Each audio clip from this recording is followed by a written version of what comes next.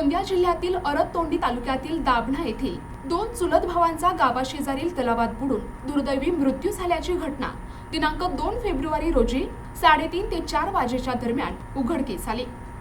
मृतकांची नावे ऋतिक उपराम पातोळे आणि दुर्गेश धनंजय पातोळे असून याबाबत मिळालेल्या माहितीनुसार तालुक्यातील अरततोंडी दाभणा येथील ऋतिक उपराम पातोळे आणि दुर्गेश धनंजय पातोळे हे दोनही चुलत भाऊ असून 13 वर्षांचे होते। गावातीलच जिल्हा परिषद प्राथमिक शाळा या ठिकाणी एकाच वर्गात शिकत होते।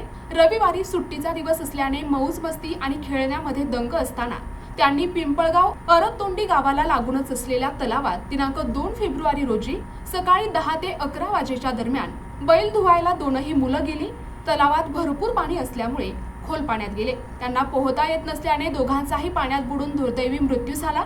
ही घटना दुपारी 3 ते 4 वाजेच्या दरम्यान लक्षात येताच गावात हाहाकार उडाला। ही घटना गावात वाऱ्यासारखी पोहोचताच तलावावर गावकऱ्यांनी एकच गर्दी केली। गावकऱ्यांच्या मदतीने दोनही मृतदेह बाहेर काढण्यात आले असून दोनही चिमुकल्यांचे मृतदेह पाहताच आई वडील नातेवाईक आणि ग्रामवासियांनी एकच हंबरडा फोडला। दोनही मुलं आपल्या आई वडिलांना एकच असल्याने पातोळे कुटुंबियावर मोठा आघात झालाय। मृतक दोनही मुलं आपल्या शाळेत अत्यंत हुशार होते। त्यांचा नुकताच 26 जानेवारी रोजी शाळेच्या वतीने हुशार विद्यार्थी म्हणून सत्कार देखील झाला होता। दोनही मुलांचा अकाली दुर्दैवी मृत्यूमुळे गावात सर्वत्र शोककळा पसरली आहे। घटनेची माहिती प्राप्त होताच अर्जुनी मोरगाव पोलीस स्टेशनचे पोलीस निरीक्षक कमलेश सोनटक्के आपल्या ताफ्यासह घटनास्थळी दाखल झाले।